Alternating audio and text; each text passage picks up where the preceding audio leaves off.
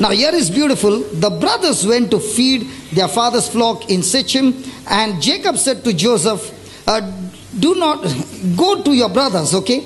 I'm going to send you. How many of us would be comfortable to go to a place where you are tolerated? We always want to go to a place where we are celebrated. Come on. And his father is sending him to a place where his brothers can't even tolerate him. But look at Joseph. I will send you there to them. And Joseph says, here I am. A fantastic example of the nature of Joseph. This is worship. No matter whether I like it or not, I will honor the words of my parents. The Bible says when you honor your father and mother, you will be blessed with prosperity and long life. And I want to tell you, my destruction came when I fought with my dad and walked out of the house. I was doing very well and everything was good. And at that time I did not know the word, and I fought and I said, I don't need you and all those things. And I was filled with pride, and in no time the downfall came. But when I began to understand the word of God, I realized that when I dishonor my parents, I have planted a seed of curse, and that seed of curse will destroy my future. And here Jesus says, if you are the cause, then it is better for him that a millstone be hanged about his neck and he cast into the sea, than he should offend one of these little ones. Now these words that Jesus is talking about is not for the crowd, but the Bible says he was speaking to his, and praise God, today all of us who are gathered here are, how do you know? They shall know that you are my disciples by your preaching. Very good. By your praying. By the stamp on the volunteer. By your love. Good. Then he says, take heed to yourself. If your brother trespass against you and rebuke him, and if he repents, forgive him. And if he trespass against you 7 times in a day, and 7 times in a day turn again to you, saying, I repent, then you shall forgive him. Is it easy to forgive that same person again and again in one day?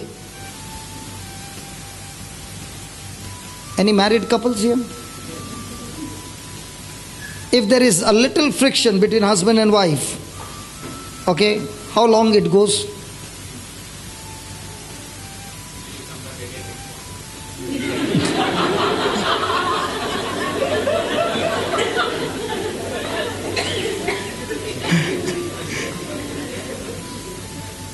It's come on the recording. Praise God. And here Jesus is saying to forgive that same person how many times? 7 times. Is it going to be easy? And here the apostles say, Lord, now I'm going to share with you something that has helped me, in my life when I went through rejection and all these negative things. At that time I did not understand that there is a formula in the Bible. But the Holy Spirit was teaching me, but I did not know it's written in the Bible. But practicing it has brought result.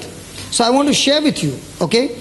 Here is it that the apostles are saying to Jesus, listen Jesus, if you are asking us to forgive and love, humanly speaking, it's not possible. Agreed? Agreed? And that's why they are saying, Lord, increase our faith. In other words, they are saying, Lord, with our natural ability, it's not possible, but everything is possible by faith. By faith. Now, Jesus is giving us an answer how to do it by faith. I want every one of you to read it, please. And the Lord said, if you had faith as a grain of mustard seed. Hold on. Some Bible says, if you had a size of a mustard seed or as small as a mustard seed, and some Bible says if you had faith as a grain of mustard seed. So there are 2 different understanding. One is the size, and the second one is a kind of a seed. He's comparing faith to a seed. If you see any fruit seed, you cannot see what is inside the seed. But that seed has already been pre-programmed to sprout, to die, to sprout, to grow into a tree. The leaves, the wood, the fruit, the flowers, everything is already pre-programmed. Is it right? But can you see it? No. But is it there? Yes. And that's what Jesus is saying, that you got to plant the seed of faith. And that's what he says. First thing he says, say that. Now why is he saying, if you had faith? How does a person get faith? By hearing, and hearing by the word of God. So you heard the word and the word began to speak to you. Now do you have faith? Yes. And based on that faith, how do you plant that faith? How do you plant that seed? How do you plant that seed? Listen, if you had faith as a grain of mustard seed, he doesn't stop there. He says you might. He says you might. In other words, he's saying, you are the only way to plant a seed of faith is by opening your mouth and saying. And it is not only opening your mouth and saying, but your saying is going to program what kind of faith seed it is going to be. Are you with me? Yes. Just think for a moment. You took a particular scripture. Today I was talking to a brother, and I was remembering when I went to Colombo, his younger brother had come, and he had come to ask me questions. And he sat with me for 3 hours asking me questions after questions, and then he was touched and he received Jesus, and today he runs a Bible class. And I was praising God, and I was saying, hey, your brother is so touched in Colombo. And he said, hey brother, I've got something more to say. When I spoke to him to go and meet you, he was not ready. But then we took how to pray for your unsaved loved one, that prayer in the book. And I and my wife, we began to speak that prayer 50 times, 75 times, again and again. And when we said to him, can you please go and meet? He said, no, I'm not interested. He even said, these preachers are crooks. Praise God. And when he said, see, this preacher doesn't take a love offering, he said, then he's a bigger crook. So they planted the seed of faith by speaking the word of faith. And after how many days, Shamin?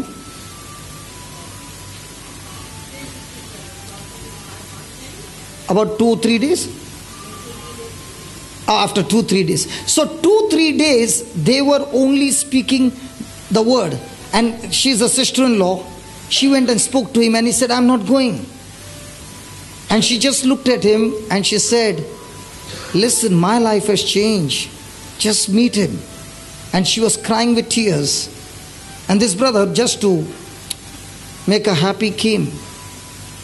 But a person who was so hard nut, he had prepared all the questions, and praise be to God, I could answer them through the Bible, and that person was so touched. So all this time I thought, because I spoke to him, he was touched. But now I really understood that before he could come, they had planted a seed of faith. What was the seed of faith that they had planted? A seed of conversion. Are you with me? See, when you plant a seed and you water the seed, it will grow. You don't have to pray what kind of a seed it should be. It is already decided. It's already pre-programmed. Just as a seed is pre-programmed, Jesus is saying you can program your seed, and you can design a seed, and you can plant it by faith by opening your mouth and speaking it.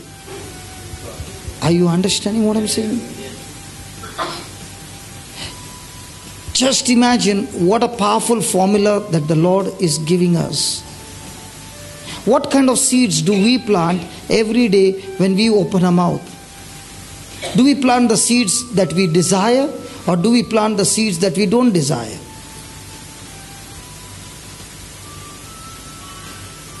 What happened? What happened? Why are you not even talking to me? Did I confuse you? See, when Joseph is talking about his dream, what is he planting? A seed of faith. When Angel Gabriel went and spoke to Mother Mary, he planted a seed of faith. She said, "Let it be done unto me." She received the seed of faith. And what was the seed of faith? Jesus. Please understand, everything you see in the Bible, it's all coming to this formula. So every day when you open your mouth and you plant the seeds, you are actually programming your future.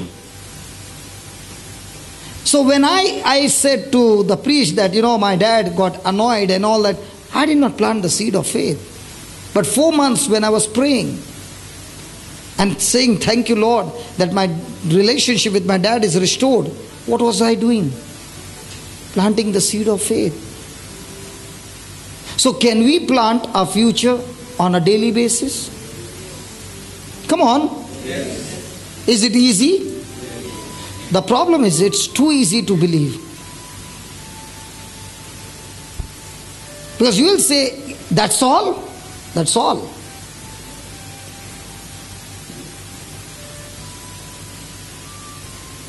Praise God. And then he says, "You might say unto the sycamore tree, Be thou plucked up by the root, and you should, and be thou planted into the sea, and it should obey you." So can I plant the seed in this way? Father, thank you for this verse in Luke chapter 17 verse 6. It says, "If I had faith as a grain of mustard seed, I might say to this sycamore tree, Lord, your word says to love your enemies." So here I am planting a seed of faith. In the name of Jesus, first of all, I rebuke that spirit of unforgiveness that is obstructing me to forgive this person. Have I planted the seed of faith? And what's the seed of faith? What's the program? Casting out of unforgiveness. And I thank you, Lord, that by faith you have given me this power to forgive this person, love this person, and I bless this person. Now I planted the second seed. Yeah, what have I planted? The seed of love, the seed of forgiveness, the seed of blessing. Now, just as I programmed this seed, the Spirit of God will get this job done for me. If you would have understood, did you understand? I'm giving you the formula that can be like, you have put the time bombs in different places of faith, and bang, bang, bang, it's going to explode and destroy the work of the devil. Hallelujah. Look at this. What he says after this. Which of you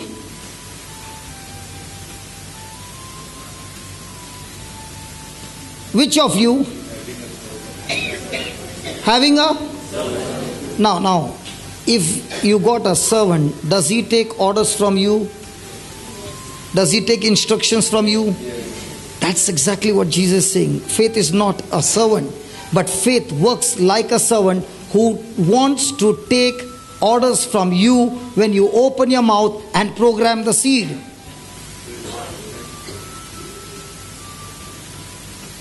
That's why when we tell you, please confess the scriptures from that white book, you know what that white book is all about? The seed of faith. And when you are opening your mouth and confessing those seeds of faith, remember you are programming your future. And just as that seed grows into a tree, and when it matures, it brings forth the fruit.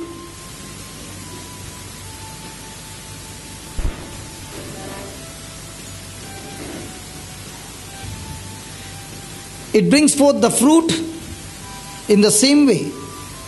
In the same way, when you plant the seed of faith, it has to mature. And in God's kingdom, how does maturity come? In God's kingdom, maturity comes with patience. The Bible says, when patience has its perfect work in you, you shall mature, complete, develop, lacking in nothing.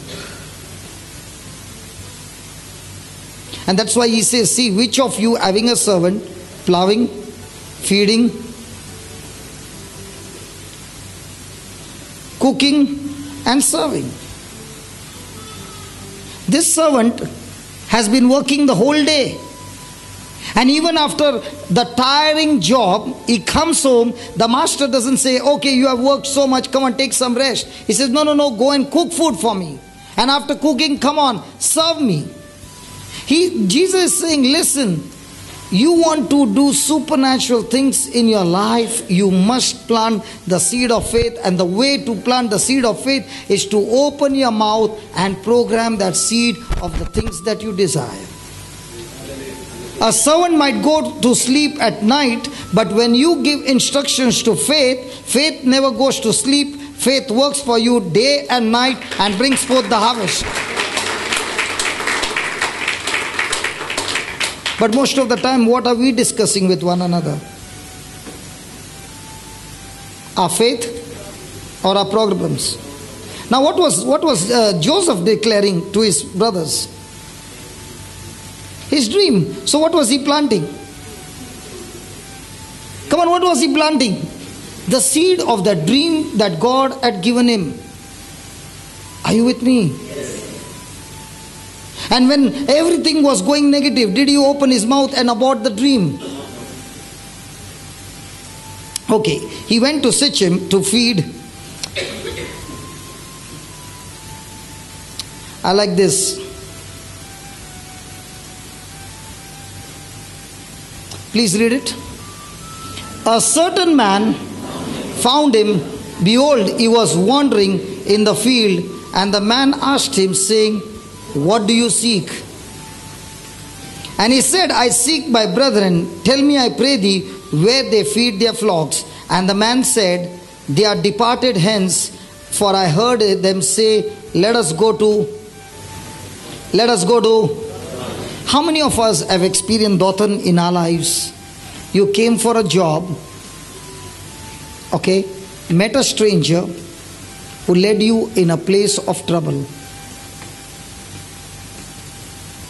Because Dothan is a place where Joseph is going to go, in such a place from where his life is going to be a life of trouble. From here begins agony after agony in his life. And here is a stranger who has led him to Dothan. So also in our lives, there have been many strangers who have come into our life, who have led us into Dothan. And when we reach Dothan, all that we do is complain, grumble, curse, and be bitter. You know what happened in Dothan? Look what happened. When Joseph found his brothers and they saw him far off,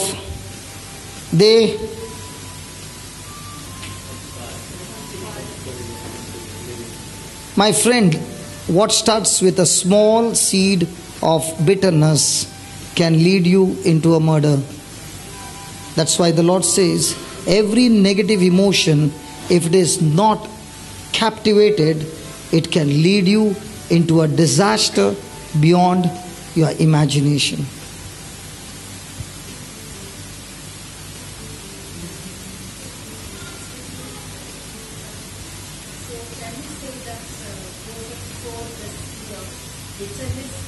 Joseph did not sow the seed of bitterness. You know, when you plant the seed of faith, a person who is not in the spirit, what is the meaning of being in the spirit? A person who is in the spirit is the person who is always tuned to the word of God. You know, how do I know whether people like me or not? I've seen in my life. A person who has got a tremendous love for the Word of God will always like my company. A person who doesn't like the Word of God can't even stand me. A person who is a doer of the Word will be kissing me, hugging me. A person who is not a doer of the Word won't even like my sight.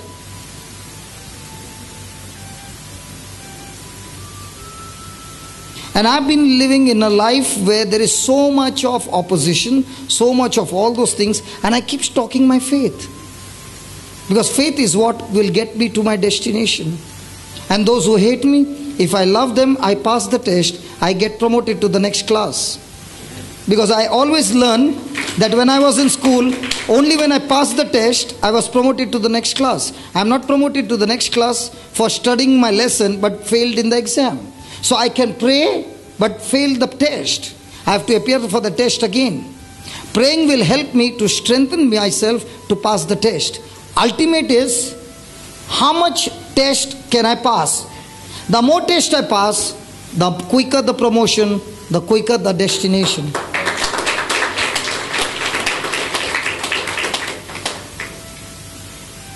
If you are in a company of people who are doers of the word, and you speak your dream, there will be others who will say, hey, come on, I want to join along with you. And believe me, in my life, I did not go chasing people who is going to be with me. Never. My job is to come and scatter the seeds. God's job is to choose them to be with me, not mine. And the ones who come with me, the first thing they learn from me is how to empty their purse. That's why not many like me. Nobody's talking. Now nobody clap. No, don't clap, don't clap. Because, come here. This man had a lot of schemes how to make money in the church. Your answer I'm giving you. You know, I thank God he's come, because, you know, when we started our journey, we started a journey on the streets, okay? And we were not welcomed anywhere. And when we were doing this, reaching out, there were a lot of hurdles. And tell us how you made a scheme to get the money.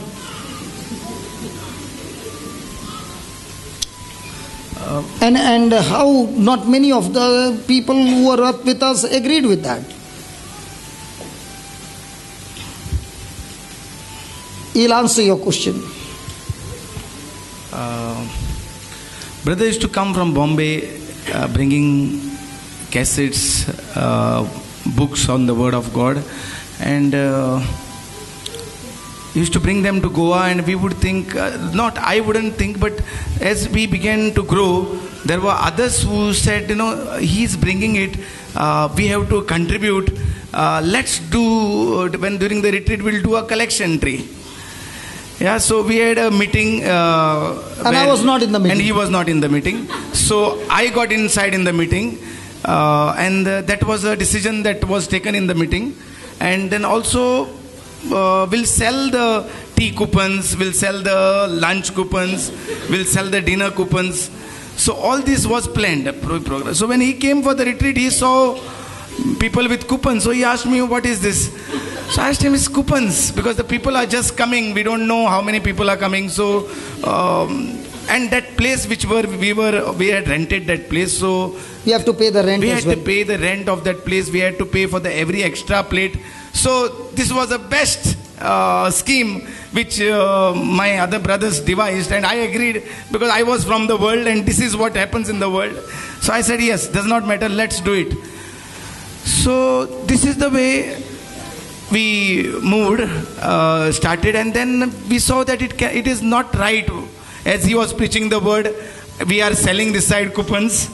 Yeah, he was not selling his CD, he was not selling his books, but we are here selling the books, thinking that we may be able to support him. Also, then I found myself waiting outside the churches with the trays. So no, now it was a different scheme. Let me tell you. Now the scheme changed.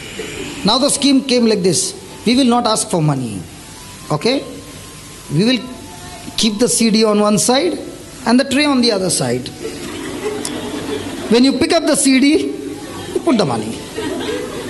Yeah, like people will at least put something. And in But there spite is a cost for it, like, no? in spite of preaching, if the person doesn't understand, nobody can make you understand. Only the Holy Spirit can make you understand. No, by this time, no, I had not learned the word of God, but I was only in the distribution system. No, ये भी organizer था. ये ना, excellent organizer. When the word of God is being preached, already is outside organizing. So I was not sitting for the word. I had not learned the word of God by heart. I only was devising schemes how to make the next retreat now. And I had no time for the word of God, because that time we had to organize like one church after another. It's like it's somewhat like a business when it happens for an organizing committee. Yeah, and then every time he would call me up, I would say, we are in a meeting, I'll call you later. So then he was wondering what type of meeting. I used to call him after that. So what type of meeting? No, we were deciding about the money part, how to make the arrangements for the retreat. And then, so what about the Bible classes? I said, no, it's not Bible class, it's a meeting, team meeting. So then he realized and he told me, Baba, if you don't want to go with the gospel of Christ and save people, then have meetings. Have meetings and don't preach. I'll say. Yeah, you say that. I told him, whenever you don't want people to work, no, call for a meeting. Whenever you don't want to work, call a meeting. Stay idle with the meeting. Because a person who wants to work, no, is not bothered about the meeting. I've never heard fishermen having seminars. Have you ever heard? And that's why Jesus chose the fishermen.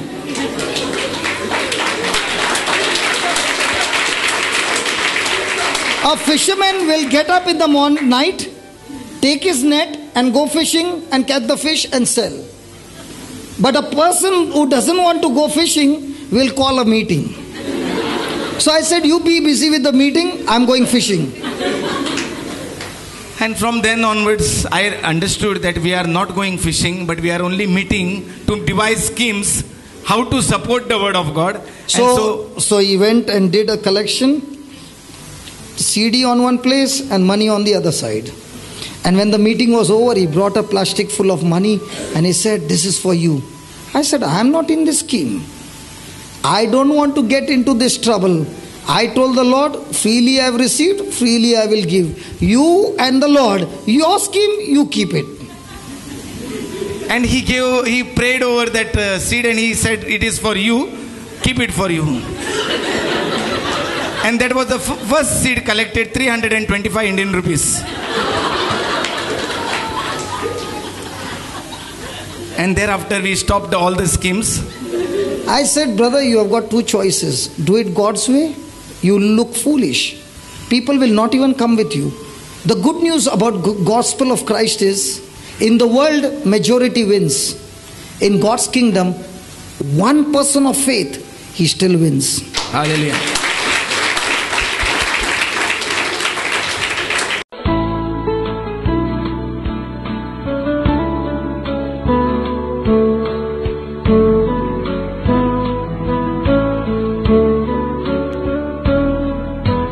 Thank you.